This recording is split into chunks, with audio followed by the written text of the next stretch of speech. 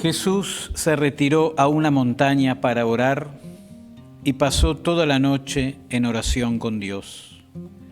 Cuando se hizo de día, llamó a sus discípulos y eligió a 12 de ellos, a los que dio el nombre de apóstoles: Simón, a quien puso el sobrenombre de Pedro; Andrés, su hermano; Santiago, Juan, Felipe, Bartolomé, Mateo; Tomás, Santiago, hijo de Alfeo; Simón, llamado el Celote; Judas, hijo de Santiago; y Judas Iscariote, que fue el traidor.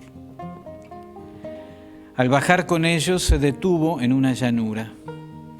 Estaban allí muchos de sus discípulos y una gran muchedumbre que había llegado de toda la Judea, de Jerusalén, de la región costera de Tiro y Sidón, para escucharlo y hacerse sanar de sus enfermedades. Los que estaban atormentados por espíritus impuros quedaban sanos, y toda la gente quería tocarlo, porque salía de él una fuerza que sanaba a todos. Palabra del Señor.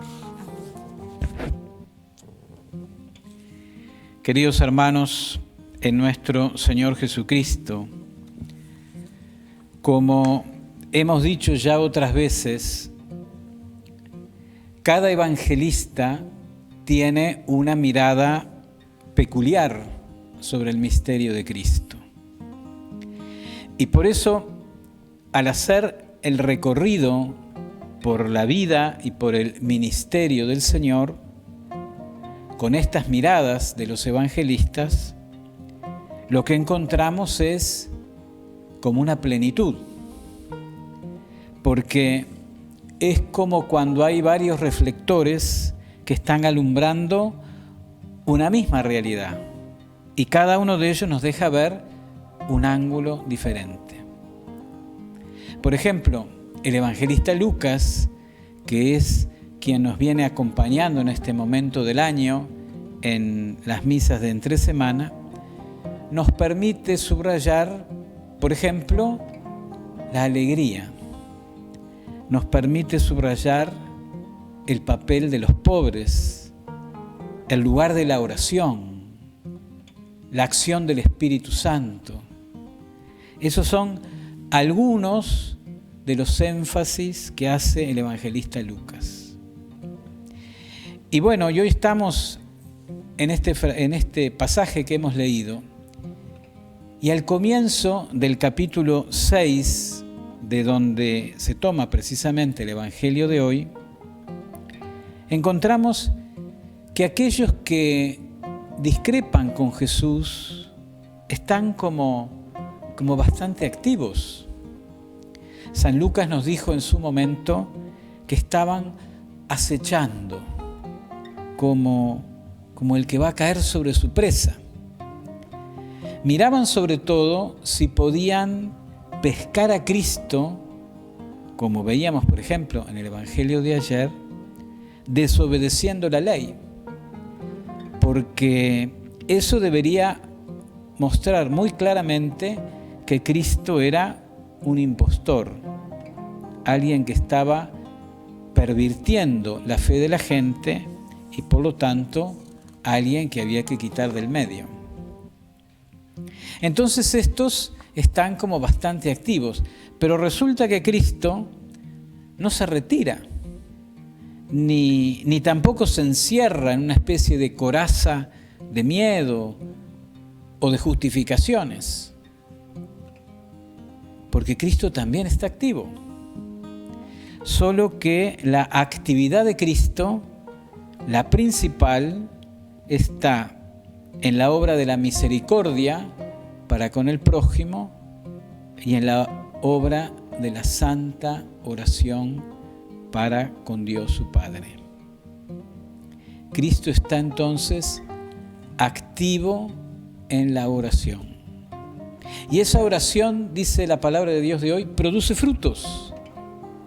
Y un fruto de esa oración de Cristo son precisamente sus apóstoles. Porque fíjense que todos los demás evangelistas cuentan que Jesús es el que llama a sus discípulos.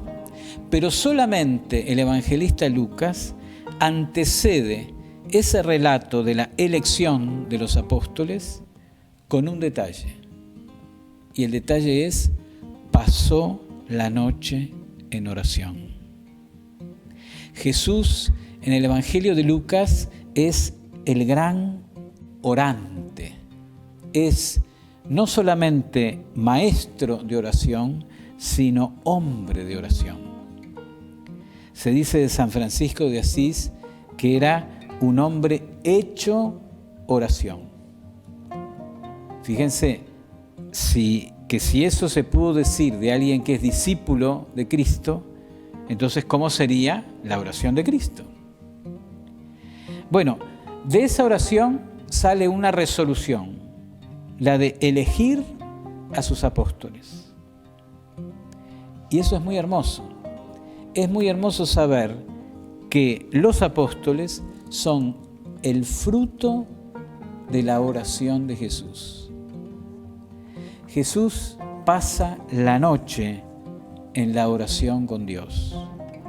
Podemos decir que en esa noche de amor divino, Cristo engendra a los apóstoles.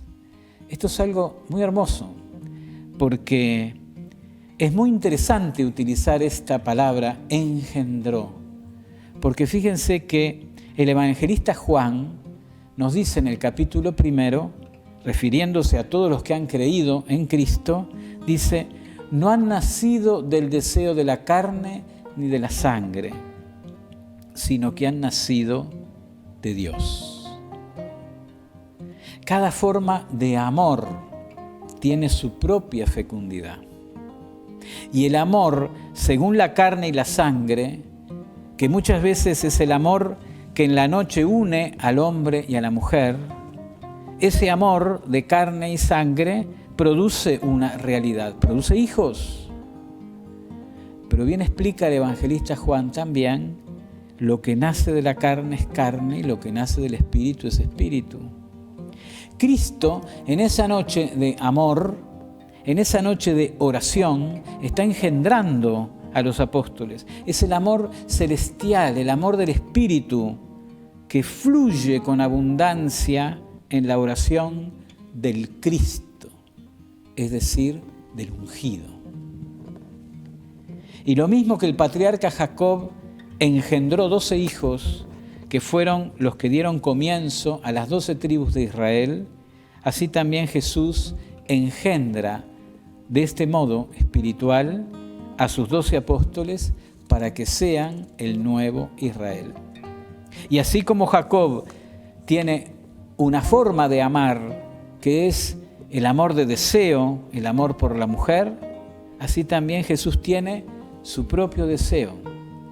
Pero ese deseo no es el deseo de la carne, sino que es el deseo de la gloria divina. Es el deseo que Él tiene por el reino de Dios. Es el deseo que Él tiene para nuestro bien. Y es el deseo y el ansia por nuestra salvación. Qué hermoso regalo. Es muy importante entonces que nosotros sintamos que todo en la iglesia ha nacido del amor. Que nosotros mismos, cada uno de nosotros, es fruto del amor. Nosotros hemos nacido del amor de Jesús. Nosotros hemos nacido de la oración de Jesús. Nosotros somos el fruto de ese anhelo infinito que Él ha tenido y que tiene por la gloria del Padre y por nuestra salvación. Entonces, sintámonos nacidos del amor, no simplemente del amor de un hombre y una mujer, sintámonos nacidos del amor de Dios y de la oración de Jesucristo.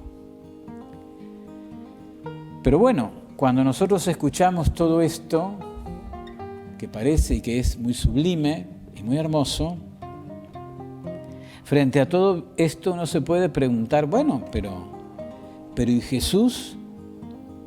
Uno hubiera esperado que Jesús con un buen tino hubiera escogido lo mejor que había, que hubiera hecho primero una especie de selección, que después a su lado y bajo su tutela y su dirección hubieran tenido sus pruebas, hubieran tenido sus clases, hubieran tenido su preparación para la misión.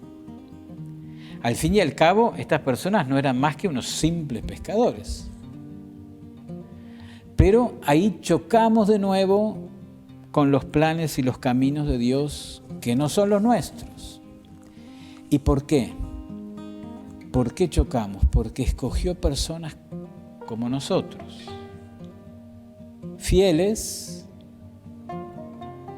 pero no siempre, entusiasmados con la misión y al mismo tiempo olvidadizos, egoístas, celosos, envidiosos y hasta alguno, como bien sabemos, traidor. Y repito, como nosotros, pero madurarán y llegarán a ser los mejores colaboradores del Señor. Como nosotros, seguro que sí, pero no por nosotros, sino por Él, por el poder y por el fruto de su oración. Vamos a pedirle entonces a María, a la Virgen, a la Madre de Dios y a su esposo, San José, que nos ayuden a aceptar esta hermosísima invitación que nos hace hoy la palabra de Dios, para que podamos llenarnos de oración para tomar las decisiones más correctas y llenarnos de oración para que, como sus discípulos, llevar el perfume del Señor a todos los lugares donde nos toque ir.